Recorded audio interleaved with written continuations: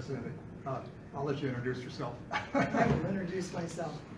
Good morning, delegates and committee members. I'm Deb Vandergast. I'm a registered nurse and child care director here in Tipton, and I'm running for Iowa Senate District 41, which includes all of Cedar County, northern parts of Muscatine County, and did I mess up my phone? You're cut off your head. Oh! There we I'm go. back. Okay. And northwest Scott County, including the northern half of Davenport. And I am happy to say when I run the numbers on the voters in this district, because the entire district is not available yet, is one unit, it's a Democratic district. Yay. Yes. Though it's also an independent district, so we've got a lot of independents to talk to. I am running for Iowa Senate because I care for Iowa.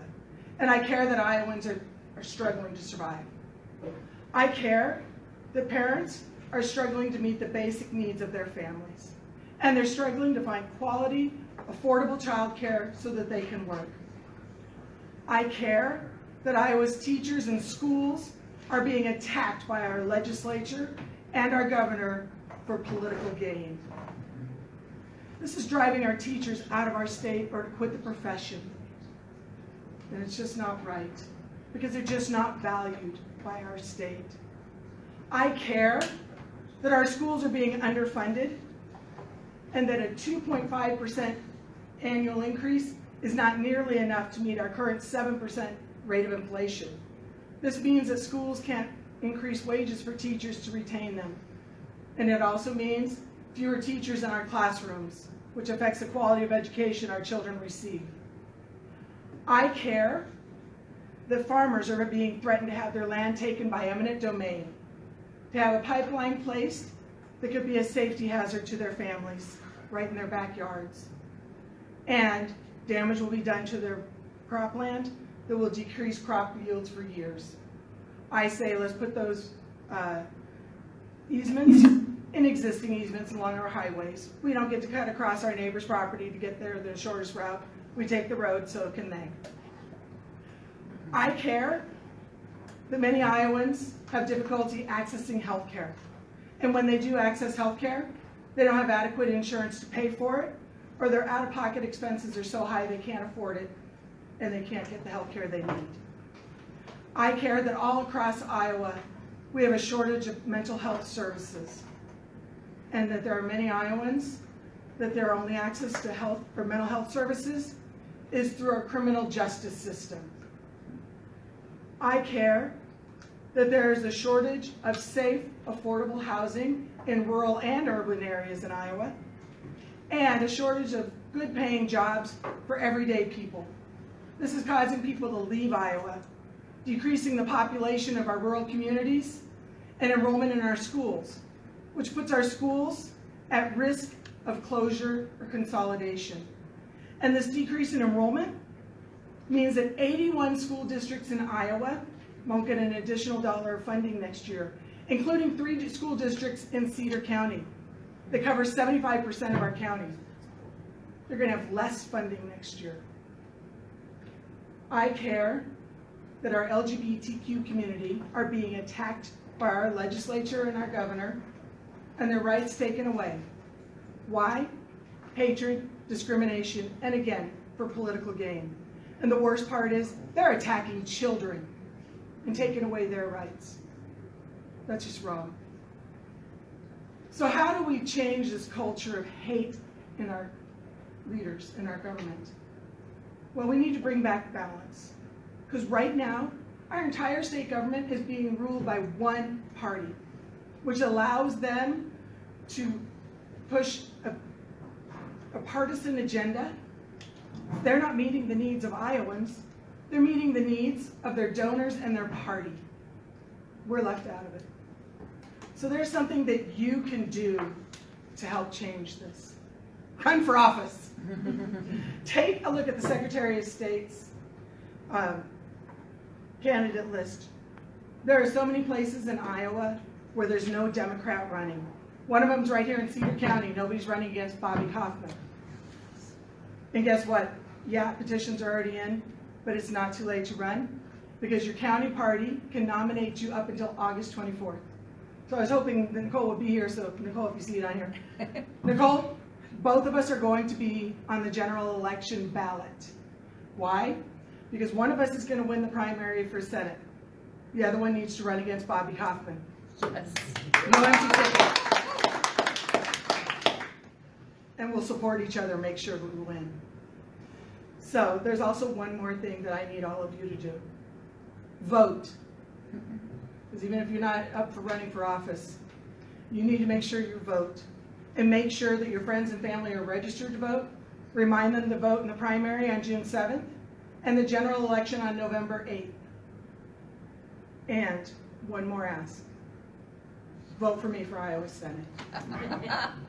I want to help restore a Democratic majority in the Iowa Senate so we can make Iowa a great place to live, work, raise a family, and start a small business again, and make Iowa schools #1 in the nation. Yes. I'm Deb Vandergast, and I want to be your next senator. Please look me up on Facebook and Twitter, Deb Cares for Iowa. Same thing for my website, debcaresforiowa.com. Let's make this happen. As Dr. Glenn Hurst said, get riled up, show up, get everybody else to show up. Thank you.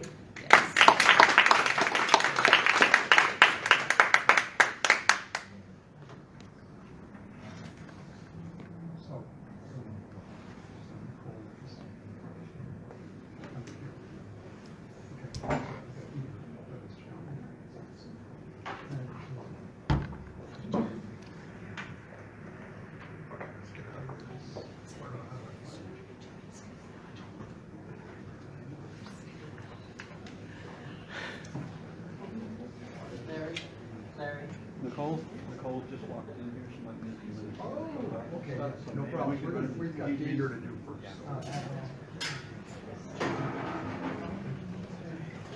Our next speaker will be up in a moment. Please stay on our live stream.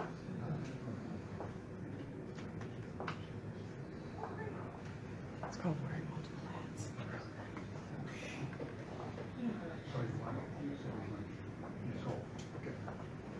All right, I think we have another speaker that just arrived. And give her a moment or two to get herself uncloaked and set her purse down. And I'm sure she's got her voice warmed up. So as soon as she gets ready, we'll have her up front. For the Credentials Committee, we have on Zoom now, Clara Olson is on Zoom, so you can mark her in. And Amber Clevin is on Zoom with us. They were both delegates. Also watching on Zoom is Robin Gingrich. She's observing.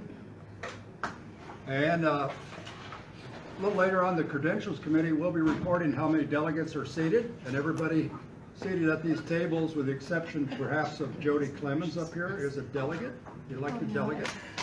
And I don't think you weren't elected delegate, no. She's an alternate. I'm out. An alternate, yeah. But if we had was there a delegate that didn't show up that we could put you in position of? We'll have to talk to the Credentials Committee about, you might want to check with the Credentials Committee on that and see if somebody did not show up, maybe they could plug you in as a delegate.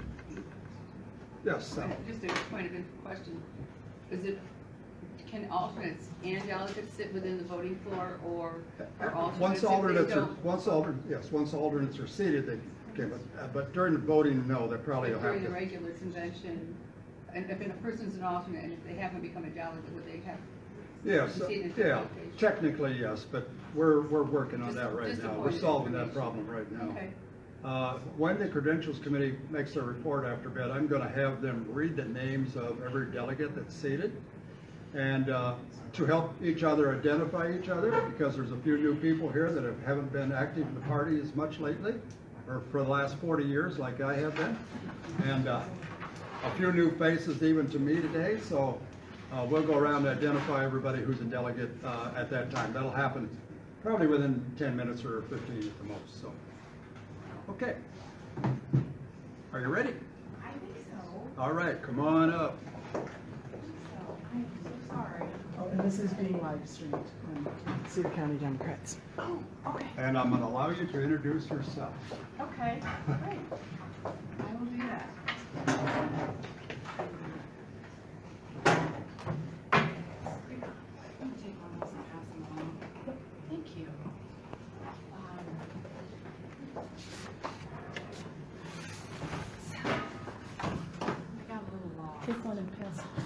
You're gonna have to speak up a little bit. Oh,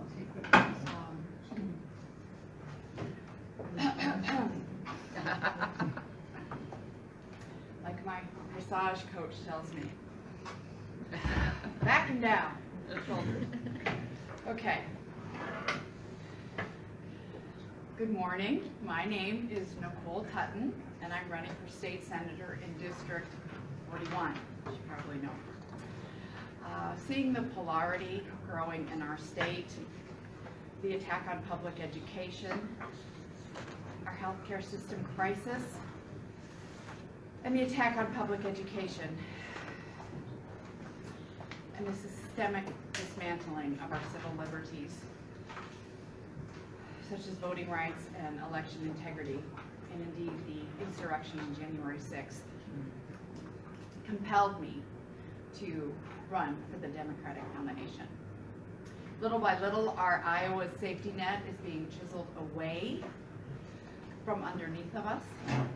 Unemployment benefits have been cut to some of the lowest in the nation. Our workers' compensation benefits have been cut as well. Democracy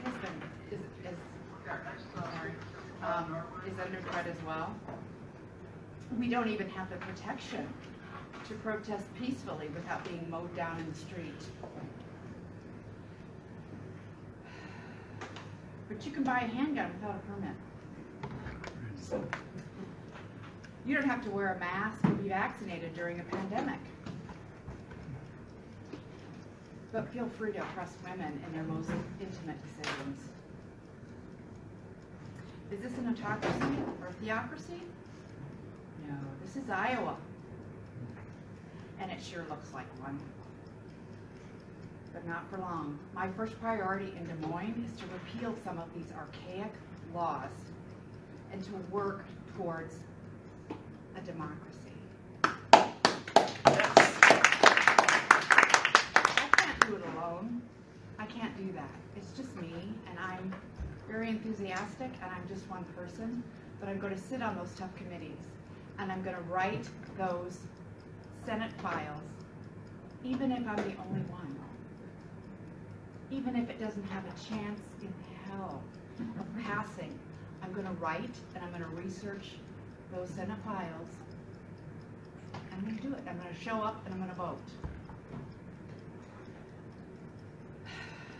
I'm going to work as hard as I can, day and night, to restore the democratic process and the assurances that it affords us as citizens of the United States of America. Up until now, I have fought hard for affordable health care access for kids. Adults with disabilities and those with mental illnesses at a grassroots level. I will take that fight west to make Iowa #1 instead of 48th in mental health services for children. I will do everything in my power to deprivatize this abomination that is called managed care options in Medicaid, so that kids and adults with disabilities can finally get the care that they deserve. Since Branstad abruptly